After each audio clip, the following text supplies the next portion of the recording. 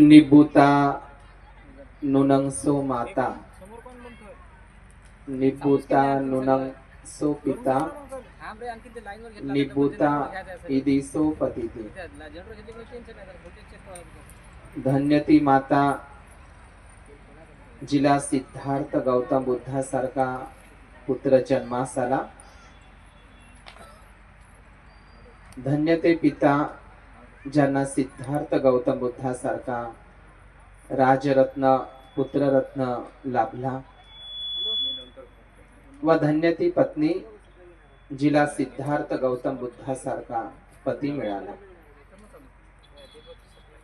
या किसा गौतमीच्या गौरवाच्या उद्गाराने असा बुद्धायणीस धम्मामध्ये उल्लेख आहे की ज्याप्रमाणे उंबराच्या झाडाला क्वचितच कधी काळी व स्थळी फुलं येतात, त्याचप्रमाणे या जगामध्ये क्वचितच काळी व स्थळी बुद्ध जन्मास येतात।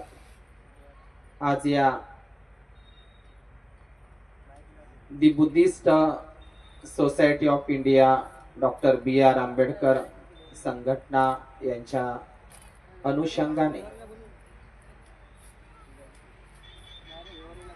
इच्चोडा या नगरामध्ये आदिलाबाद स्टेट तेलंगणा या ठिकाणी तथागत बुद्ध विहार वर्धापन दिनाच्या निमित्तानं दुसरी बौद्ध धम्म परिषदेचं हे आयोजन देवानंद पियदस्सी धम्मदायादो महान सम्राट अशोक, बोधिसत्व महामानव परमपूज्य डॉक्टर बाबासाहेब आंबेडकर या धम्म मंचावर आदरणीय पूजनीय भंतेजी, ज्यांची नुकतीच नव्यानं मला भंतेजींचा परिचय झाला, खूप छान वाटलं भंतेजींना भेटून। विनय बोधी थेरो भंतेजी, ज्यांच्या शील गुणांना त्यांच्या त्यागांना मी वंदन करतो। माझे सहचारी धम्मबंधू भिक्खू शांती ज्योतिजी, या कार्यक्रमासाठी ज्यांनी मला पाचारण केलेले आहे ते कुमार सोनकांबळे जी, आणि या कार्यक्रमाच्या निमित्तानं मला येण्याचं जे या ठिकाणी संधी उपलब्ध झाली ते एरेकरजी। या ठिकाणी या तथागत बुद्ध विहाराच्या या वर्धापन दिनाच्या निमित्ताचं हे दुसरं धम्म परिषदेचं आयोजन या परिसरामध्ये डॉक्टर बाबासाहेब आंबेडकर बुद्ध की काल मार्क्स या ग्रंथामध्ये असं म्हणतात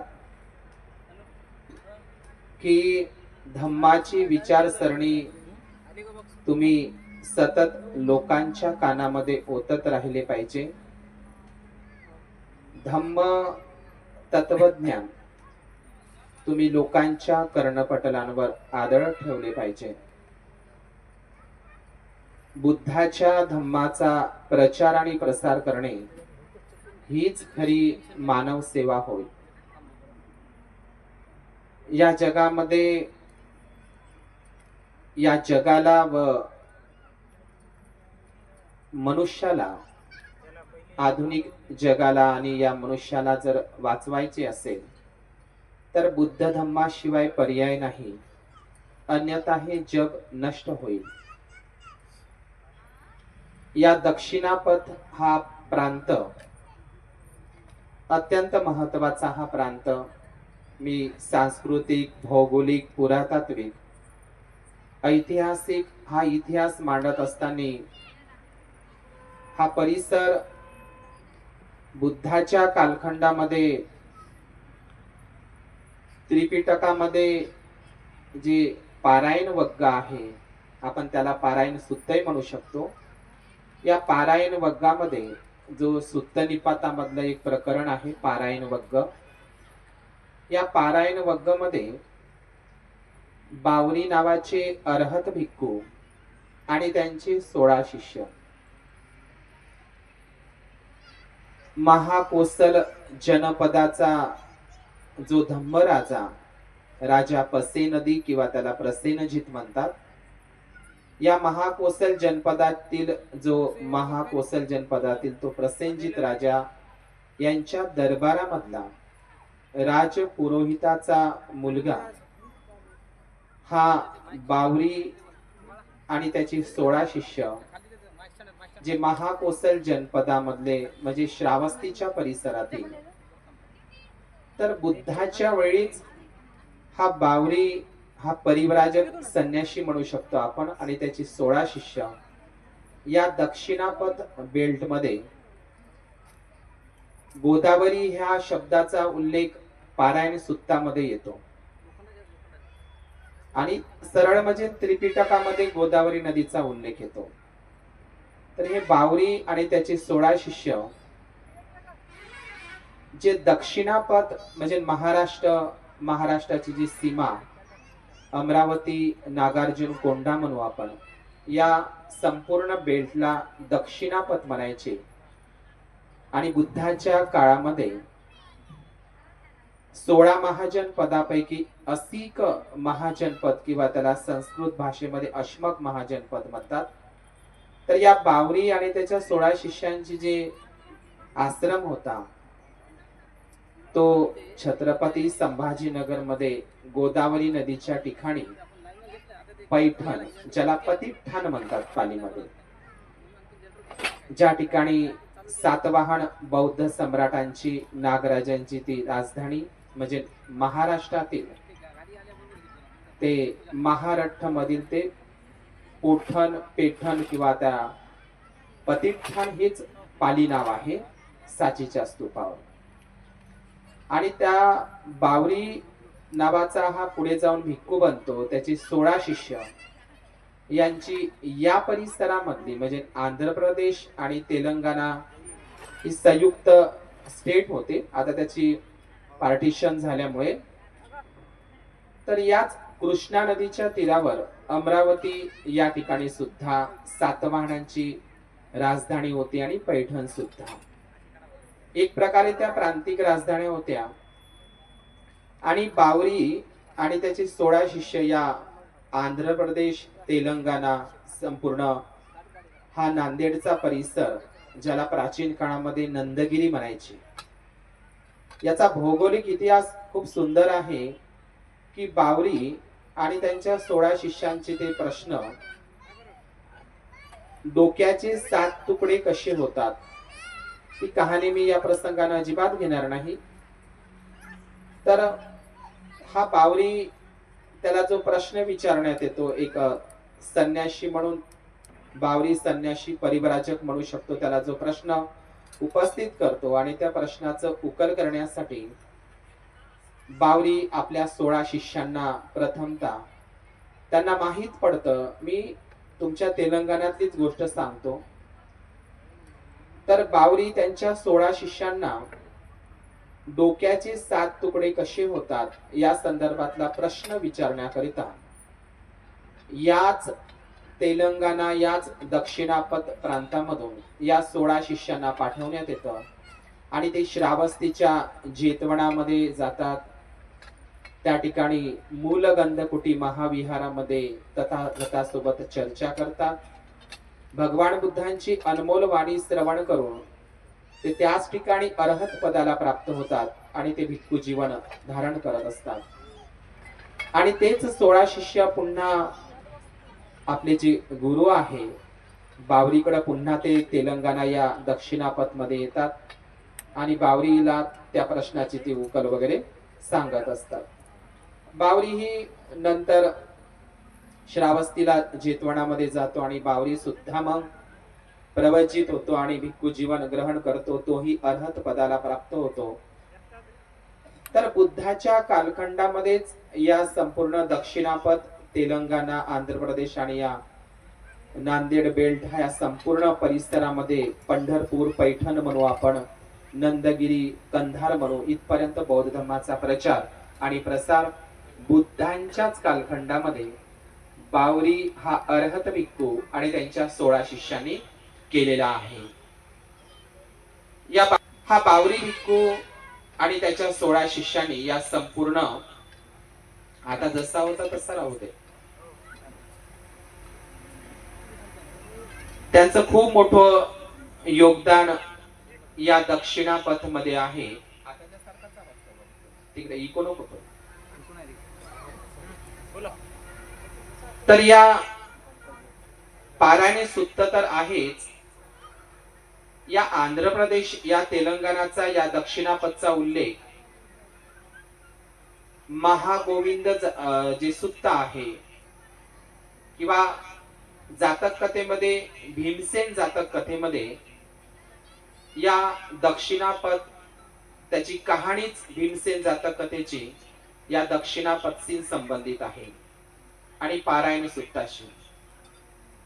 तर बुद्धाच्या कालखंडामध्येच या परिसरामध्ये बौद्ध धर्माचा मोठ्या प्रमाणात प्रचार आणि प्रसार झालेला होता आणि नंतरच्या कालखंडामध्ये मौर्य राजवंश असेल, सातवाहन असेल, वाकाटक असेल, इक्ष्वाकू असेल, सालंख यानो असेल किंवा विष्णू कुंडिन्य असेल किंवा चुटू राजवंश असेल, तर अशा महातलवार राजवंश किंवा स्त्रीबोधी राजवंश, या संपूर्ण बौद्ध राजवंशाने या संपूर्ण दक्षिणापथ तेलंगणा या आंध्र प्रदेशामध्ये मोठ्या प्रमाणामध्ये बौद्ध धर्माचा प्रचार आणि प्रसार केलेला आपल्याला दिसतो.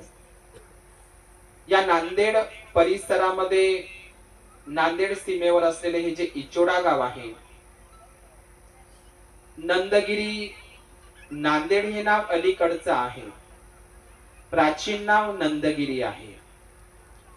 हे नंदगिरी म्हणजे जेव्हा मी सांचीच्या स्तूपांच्या जे शिलालेख आहे, सांचीचे जे शिलालेख आहे पाली प्राकृत मध्ये, म्हणजे आपण कल्पना करू शकतो की सांचीच्या स्तूपाच्या आणि भरऊच्या स्तूपांच्या बांधकामासाठी, म्हणजे ना आजही सांचीच्या स्तूपावर ते लिहिलेलं आहे पाली भाषेमध्ये, त्याचे शिलालेख कोरीव आहे की या महाराष्ट्रामधून, या दक्षिणापथ मधून बौद्ध स्तूपांच्या बांधकामासाठी दान गेलेलं आहे.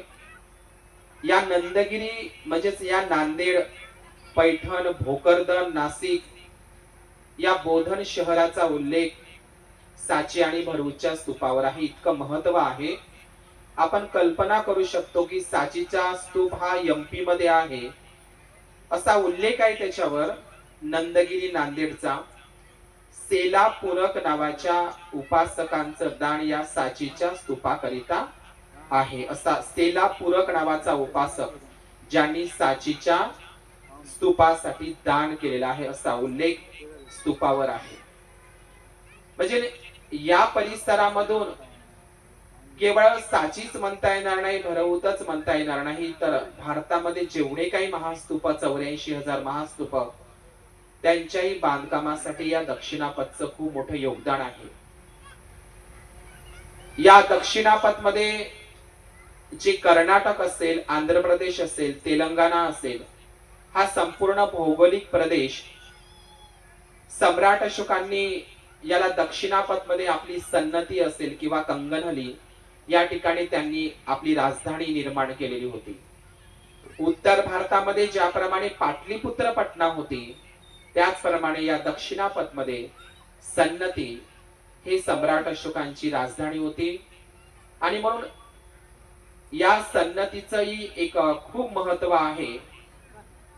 या आदिलाबाद परिसरामध्ये, या तेलंगणा परिसरामध्ये महान सम्राट अशोकांनी जे 84,000 महास्तूप बांधलेली होती, त्याच्यापैकी याच तेलंगणा परिसरामध्ये नेलकोंडापल्ली असेल, केरुकोंडा असेल किंवा लिंगाला कोंडा असेल किंवा धुल्लीकट्टा असेल, बदनाकुर्ती असेल किंवा कोट्टापल्ली असेल किंवा बोधन असेल. बोधन या शहराचा उल्लेख, या नगराचा उल्लेख तर महागोविंद जातक कथामध्ये आहे. तर सातवाहनांच्या कालखंडामध्ये जे सातवाहन नागराजे होऊन गेले, ज्या सातवाहनांचे जे गुरु नागार्जुन भिक्खू, ज्यांचं नागार्जुन कोंडा किंवा अमरावती, जी 16 जी 70 पेक्षाही जास्त बौद्ध विद्यापीठ होती, नालंदा, तक्षशिला, विक्रमशिला, वल्लभी. तर या दक्षिणापथ मध्ये अमरावती हे खूप मोठं ठिकाण. अमरावती हे प्राचीन बौद्ध विद्यापीठ. अमरावती हे प्राचीन बौद्ध विद्यापीठ एवढं प्रसिद्ध होतं, एवढं प्रसिद्ध होतं, दीपंकर सम्यक संबुद्धाचं जन्मस्थान म्हणून सुद्धा त्याला महत्व आहे. तर हे अमरावती या संपूर्ण जगामध्ये, या भारतामध्ये प्रसिद्ध असताना या महाराष्ट्रामध्ये सुद्धा अमरावती नावाचा जिल्हा निर्माण झाला. तर हे अमरावती आणि नागार्जुन कोंडा, ज्या श्री पर्वत नागार्जुन कोंडावर नागार्जुन भिक्खू, जे महान विद्वान भिक्खू, जे सातवाहन राजांचे, नागराजांचे ते गुरु नागार्जुन भिक्खू यांचा हा परिसर आणि त्यांच्या शिष्यांचा परिसर म्हणजे हा संपूर्ण दक्षिणापथ. महान सम्राट अशोकांनी ज्या तिसरी धम्म संगीती जी पाटलीपुत्र पटण्याला भरविण्यात आली होती आणि त्यांच्या मार्गदर्शनाखाली ज्या अर्हत भिक्खू महाधम्मरक्षित यवनग्रीक भिक्खूंनी सुद्धा या दक्षिणापथ भारतामध्ये सुद्धा काही प्रमाणात बौद्ध धम्माचा मोठ्या प्रमाणात प्रचार आणि प्रसार मौर्य काळामध्ये सुद्धा झालेला आहे. आणि म्हणून सातवाहन मौर्यांची एक सत्ता म्हणून ज्यांचं एक नाग शासन, हे नागराजे होते. आणि हे नागराजे असताना त्यांनी या ठिकाणी बुद्ध शासन निर्माण केलेलं होतं. या परिसरामध्ये, या जगामध्ये आणि या भारतामध्ये आपण विशेषतः म्हणू या जम्बूद्वीपामध्ये ज्या 3 मूर्तिकला प्रसिद्ध होत्या, आजही त्या जगप्रसिद्ध मूर्तिकला आहे.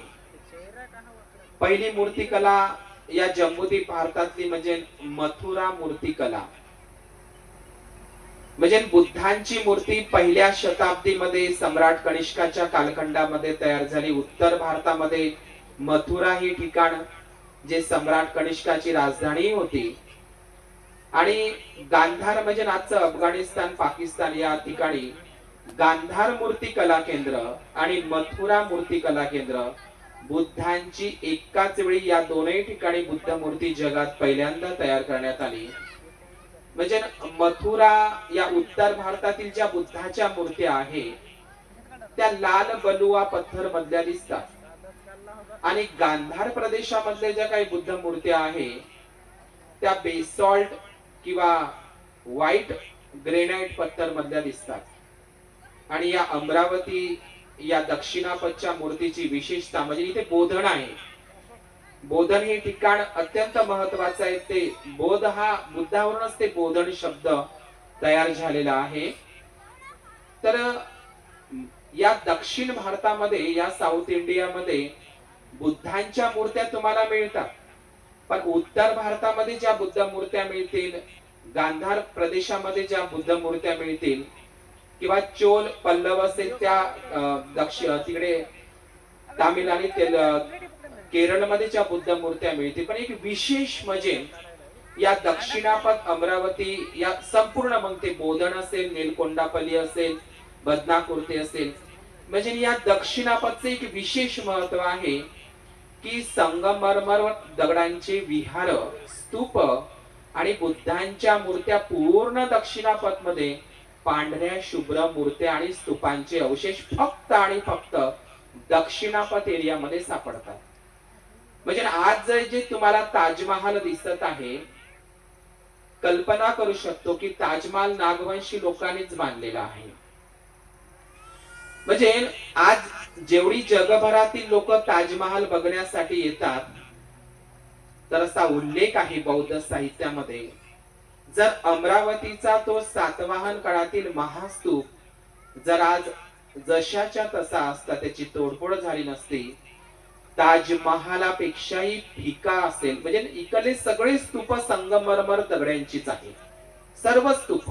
हे एक विशेष आहे. म्हणजे ताजमहालाची संकल्पना, जी ताजमहालाची संकल्पना ही अमरावतीच्या महास्तूपांची, त्या संगमरमरी महास्तूपाची संकल्पना आहे. इतकं महत्व या दक्षिणापथला आहे. डॉक्टर बाबासाहेब आंबेडकरांचे या उस्मानिया विद्यापीठ हैदराबादचे, आम्ही छत्रपती संभाजीनगरचं जे मिलिंद कॉलेज आहे, नाव घ्यावं लागेल त्या व्यक्तीचं, त्यावेळेचे भारतातील सर्वात श्रीमंत व्यक्ती म्हणून त्यांचा उल्लेख आहे. मीर उस्मान अली खान, ज्यांच्या नावावर उस्मानिया विद्यापीठ आहे, आणि महाराष्ट्रामध्ये उस्मानाबाद आहे, ज्याचं नाव आता धाराशिव जरी बदललं असेल, ज्या मीर उस्मान अली खाननेच डॉक्टर बाबासाहेब आंबेडकरांच्या मिलिंद कॉलेजसाठी 49 एकर जी जमीन आहे, आज या ठिकाणी मराठवाडा विद्यापीठ किंवा विद्यापीठ लेणीचा परिसर आहे, आज जे मिलिंद कॉलेज उभं आहे, ते मीर उस्मान अली खान ज्यांनी बाबासाहेबांना ती दान, मिलिंद कॉलेजची जागा दान केली. त्या ठिकाणी बाबासाहेबांनी मिलिंद कॉलेज आणि नागसेनवर उभारलेला आहे. तर हा एक आढावा म्हणून मी एक इतिहास, मला माहित नाही तुम्हाला मी काय बोलत आहे, समजत आहे किंवा नाही समजत आहे. माझ्यापेक्षा मोठे भंते जे आहे, विनय बोधी भंतेजी, पण या परिसरामध्ये येत असताना मी तुमच्या अज्ञानाला दोष देणार नाही, कारण या जगामध्ये भयंकर अज्ञान आहे, भयंकर अज्ञान आहे. ज्याप्रमाणे तेलाचा दिवा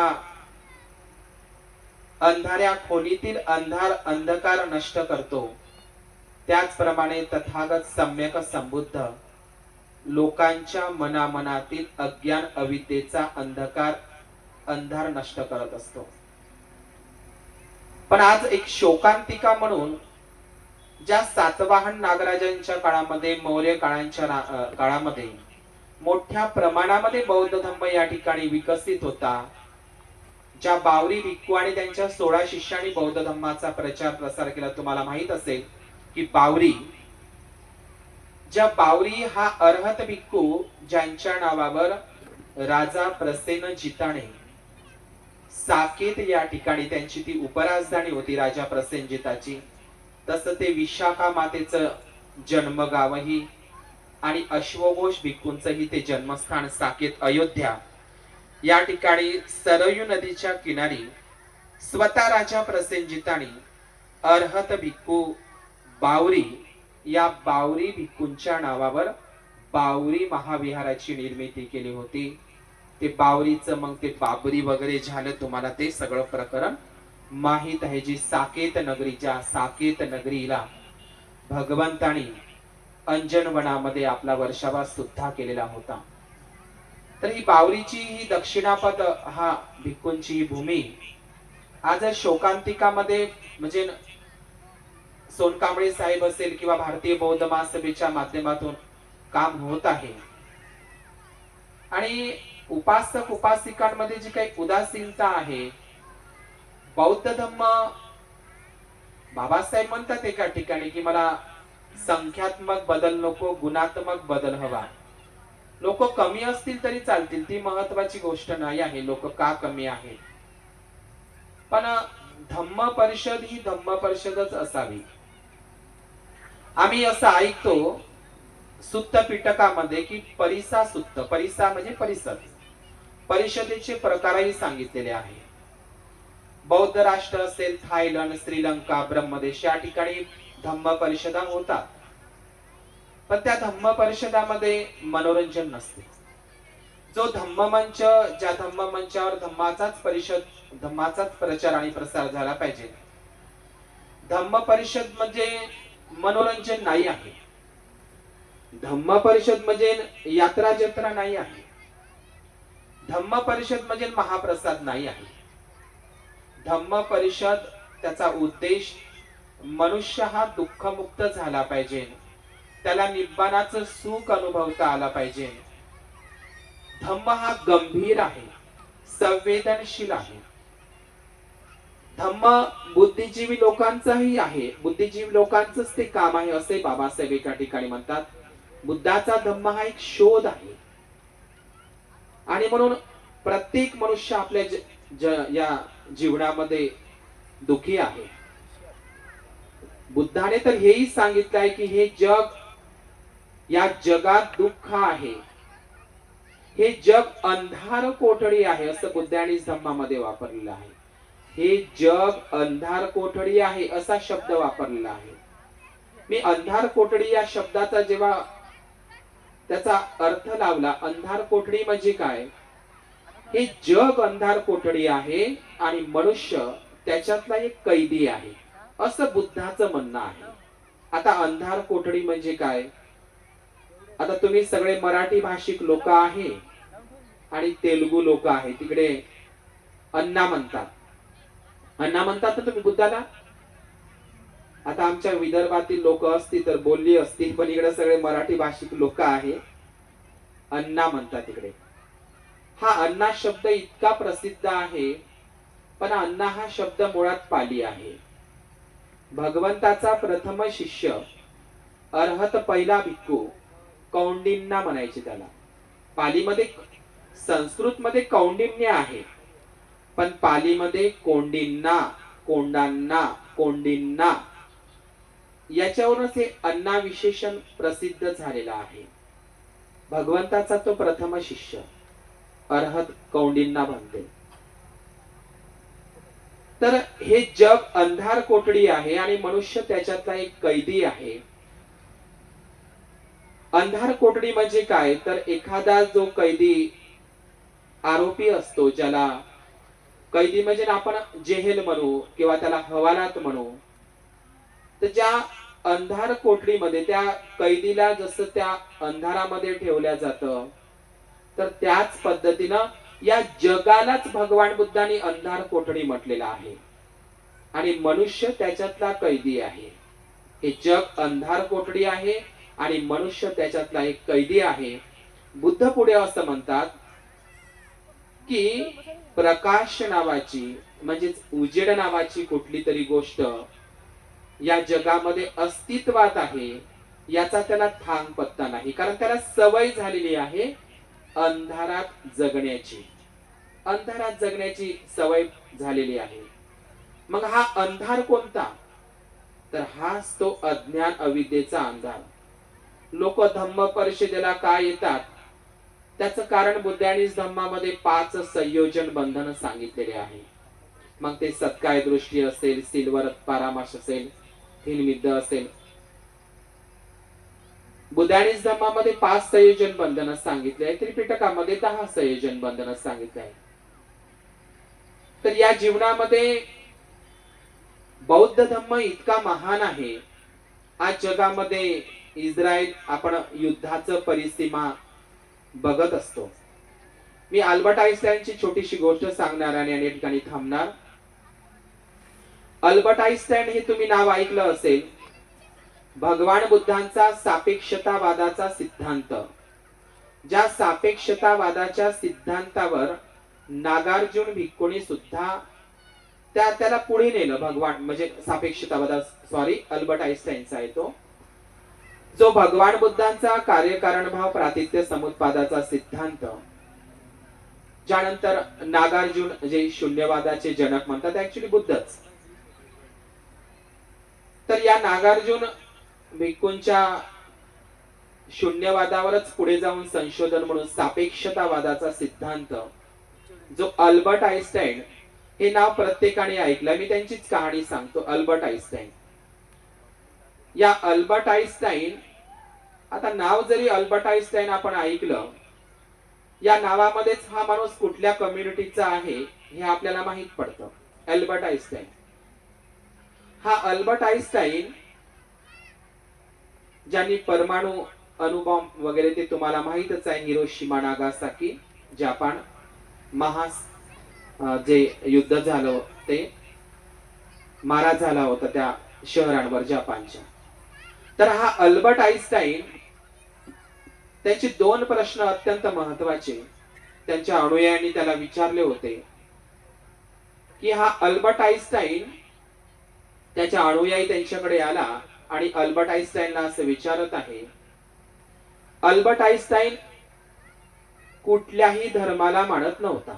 जरी तो ख्रिश्चन कम्युनिटीमध्ये जन्माला आला तरी तो ख्रिश्चन, त्याचे आई वडील ख्रिश्चन होते, तो त्या परिवारामध्ये वाढला होता. त्या लोकांमध्ये तो वाढलेला होता. ख्रिश्चन धर्मात जन्म होऊन सुद्धा त्याच्यावर ख्रिश्चन धर्माचा मुळातच प्रभाव नव्हता, अजिबात प्रभाव नव्हता. बाबासाहेब असं म्हणतात ख्रिश्चन धर्माविषयी की, मी नाही म्हणते, बाबासाहेब म्हणतात की गिबन नावाचा एक विचारवंत आहे. गिबन, या गिबन नावाच्या एका, बाबासाहेबांचं स्टेटमेंट आहे, गिबन नावाच्या एका जागतिक विचारवंताचं असं म्हणणं आहे की ख्रिश्चन धर्म हा भिकाऱ्याचा धर्म आहे.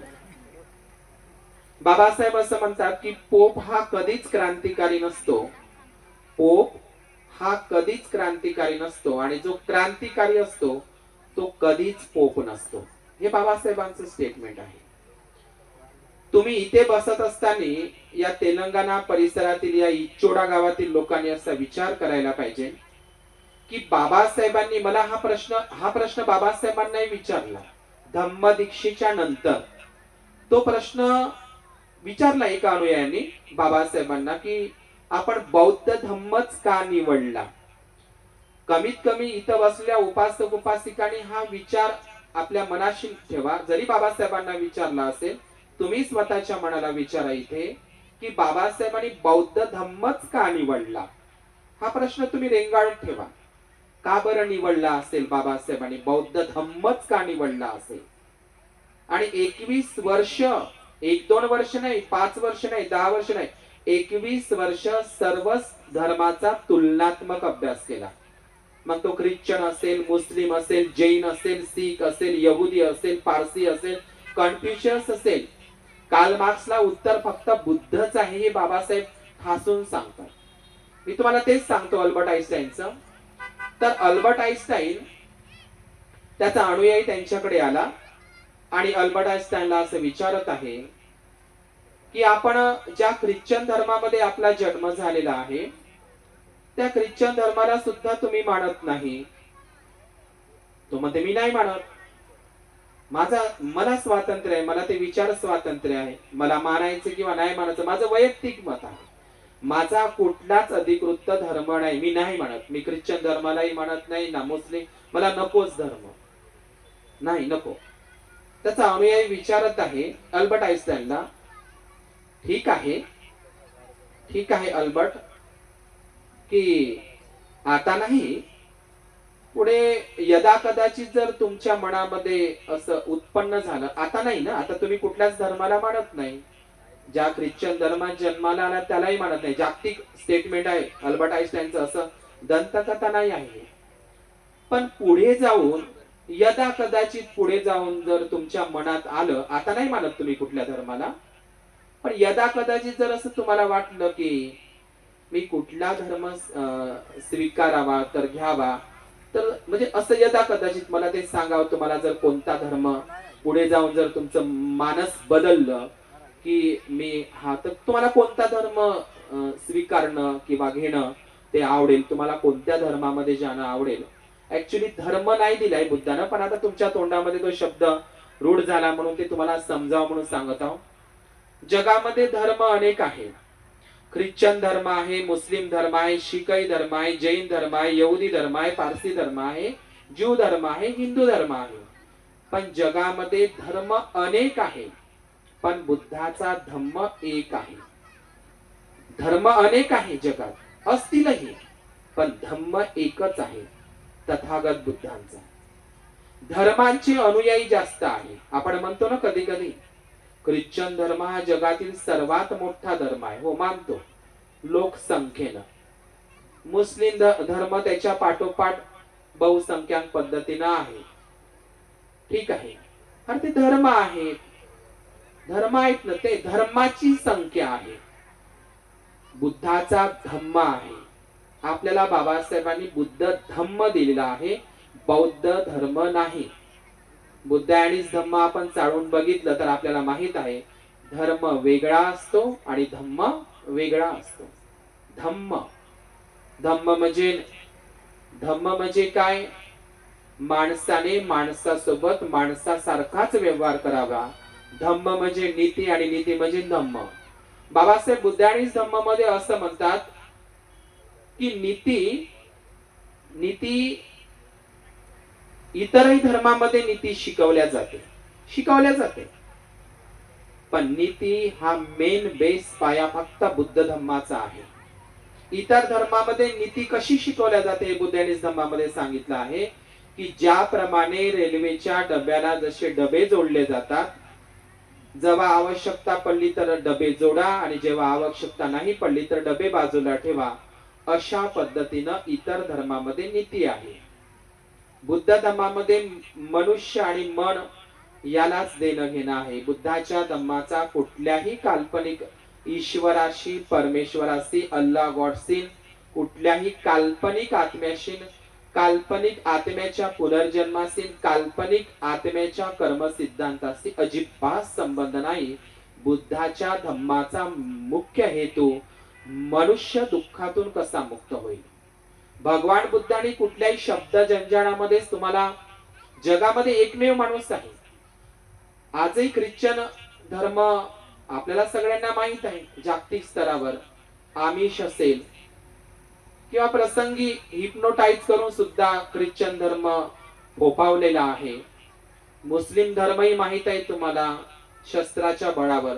पण जगामधला पहिला मिशनरी धर्म जर कोणता असेल, ना शस्त्राच्या जोरावर ना कुठल्या आमिषच्या जोरावर, भगवान बुद्धांचा धम्म हा जगामध्ये पटलं तर घ्या, जगामध्ये विचार स्वातंत्र्य प्रदान करणारा, व्यक्ती स्वातंत्र्य प्रदान करणारा भगवान बुद्धांचा कालाम सुत्ता आहे. बुद्ध म्हणतात कालाम सुत्तामध्ये तो स्वातंत्र्याचा जाहीरनामा आहे. कुठल्याही धर्म संस्थापकांनी दिलेला नाही, बुद्धांनीच तो दिलेला आहे. कालाम सुत्त. कालाम काय म्हणतात त्या कालाम सुत्तामध्ये? भिक्खूंनो, मी सांगतो म्हणूनही खरं मानू नका. रूढीनं परंपरेनं चालत आलेला आहे म्हणूनही खरं मानू नका. एखाद्या धर्मग्रंथात बायबलमध्ये लिहिलेलं आहे म्हणूनही खरं मानू नका. सांगणारा व्यक्ती खूप चांगला सांगतो म्हणूनही खरं मानू नका. सांगणाऱ्या व्यक्तीवर माझी श्रद्धा आहे, मी त्याचा मान ठेवतो म्हणूनही खरं मानू नका. कानाला ऐकायला गोड वाटते, बरं वाटते म्हणूनही ते खरं मानू नका. खूप लोक त्याचं समर्थन करतात.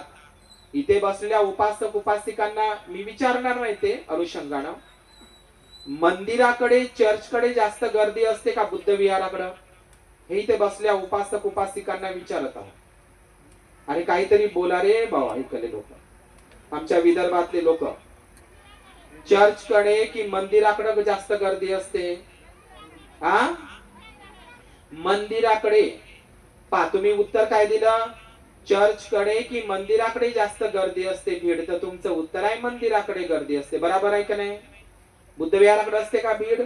अजिबात नसते. संध्याकाळी खरा कार्यक्रम आहे. आज तसा बाजारही आहे म्हणा इचोड्याचा, आहे का नाही? तर मंदिराकडे गर्दी जास्त असते, हो खरीच गोष्ट आहे. आणि बुद्ध विहाराकडे गर्दी कमी असते. आता मला तुम्हाला असा प्रश्न विचारायचा आहे, मंदिराकडे जास्त गर्दी असते आणि बुद्ध विहाराकडे गर्दी कमी असते, तर तुम्हाला कोणीकडे जास्त जाणं आवडेल? हा, उत्तर द्या मला. तुम्ही उत्तर दिलंय मला, म्हणजे प्रश्न विचारला तुम्ही उत्तर दिलं. पुन्हा सांगतो, मला समजलं का? पुन्हा सांगतो. मंदिराकडे जास्त गर्दी असते का बुद्ध विहाराकडे लोकांची? मंदिराकडे. तर मला तुम्हाला विचारायचंय, तुम्हालाच विचारायचं आहे, तुम्हाला जिकडे गर्दी जास्त दिसते तिकडे जाणं आवडेल की बुद्ध विहाराकडे? मग का आले नाही तुम्ही?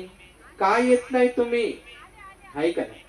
पण कव्वाली म्हणलं, तुम्हाला सांगितलं धम्म मनोरंजनासाठी नाही आहे, दुःख मुक्तीसाठी धम्म आहे आपला. मी अल्बर्ट आइन्स्टाईनचीच गोष्ट सांगतो मला. कारण बुद्धाचा धम्म आहे ते धर्म आहे. धर्माचं काम आहे नशा देणं. कार्ल मार्क्सचं वाक्य आहे द कॅपिटल मध्ये, बुद्ध आहे की कार्ल मार्क्स मध्ये, काय म्हणतो कार्ल मार्क्स? धर्म ही अफूची गोळी आहे. हाय का नाही? असं म्हटलंय ना, धर्म ही अफूची गोळी आहे असं कार्ल मार्क्स म्हणतो. त्याचं वाक्य खरंच आहे. धर्म ही अफूची गोळी आहे. बुद्धाचा धम्म अफूची गोळी अजिबात नाही. आणि हे धर्म तर ह्या कालाम सुत्तामध्ये भगवान बुद्ध म्हणतात की हे भिक्खूंनो, कुठलीही गोष्ट स्वीकारण्यापूर्वी एकतर ती गोष्ट तर्कसंगत असावी, न्यायसंगत असावी, बुद्धिसंगत असावी, विज्ञानाशी सुसंगत असावी. इतकंच होऊन चालणार नाही, तर त्याच्यामध्ये मनुष्याचं हित असेल, सुख असेल. केवळ माझंच नाही हित सुख, जगाचं हित सुख ज्या गोष्टीमध्ये असेल, ज्या ऐकण्यामध्ये, ज्या ओळीमध्ये, सांगण्यामध्ये, कथनामध्ये, पदामध्ये, ती गोष्ट आपण स्वीकारली पाहिजे, अन्यथा नाकारली पाहिजे. लक्षात घ्या. म्हणून जिकडे गर्दी आहे तिकडे आपण पुन्हा गर्दी करत असतो. बुद्धाचा धम्म हा सायंटिफिक धम्म आहे, विज्ञानाशी सुसंगत आहे. बुद्धाने कधीही जबरदस्ती केली नाही, कुठल्याही पैशाची आमिष दाखवली नाही. म्हणून बाबासाहेबांनी हा बौद्ध धम्म स्वीकारलेला आहे. इतका मानवतावादी धम्म आहे. आता मला नाही वाटत इथं ते कोण इथं ते इराक इस्रायल मध्ये युद्ध चालू आहे, तिथल्या लोकांमध्ये तो एकच शब्द रुंगाळत आहे की नको रे बाबा युद्ध. जरी ते मुस्लिम बांधव असतील, जरी ते मुस्लिम बहुल देश असतील, लक्षात घ्या, पण त्यांना मात्र या युद्धाच्या परिस्थितीमध्ये जर कोणाची आठवण येत असेल तर बुद्धाचीच आठवण आल्याशिवाय राहत नाही. हिरोशिमा नागासाकी या जपान शहरावर त्या बॉम्बचा एवढा मारा होता, लगेचच सुनामीच्या लाटा आल्या, तेव्हाही जपान उद्ध्वस्त झालं. पण आज जगातली महासत्ता म्हणून जपान उभा आहे, कारण तिथं बुद्ध आहे. कल्पना करा, ज्या ठिकाणी सिद्धार्थ गौतमाचा जन्म झाला, बुद्धातला बुद्धत्व प्राप्ती झाली, बुद्धाचं महापरिनिर्वाण झालं, 45 वर्ष धम्माचा प्रचार प्रसार केला, 45 वर्ष वर्षावास केले, भगवान बुद्धांनी 45 वर्षावास केले, त्या भारत देशामध्ये जिथे बुद्धाचा जन्म व्हावा, बुद्धाने प्रचार प्रसार करावा, त्या भारतामध्ये बुद्ध धम्माविषयी इतकी उदासीनता. आणि ज्या देशामध्ये फक्त भिक्खू लोक गेले, बुद्ध गेला, पोहोचला त्या ठिकाणी, तर आज ते देश जगामध्ये श्रीमंत आहे. चायना असेल, कोरिया असेल, जपान असेल, मंगोलिया असेल, मलेशिया असेल, कंबोडिया असेल, जग बुद्धाला ओळखतं. अख्खं जग बुद्धाला ओळखतं. आणि या युद्धापासून जर तारायचं असेल तर बुद्धच एकमेव आहे. त्यासाठी बाबासाहेबांनी हा बुद्ध धम्म स्वीकारलेला आहे.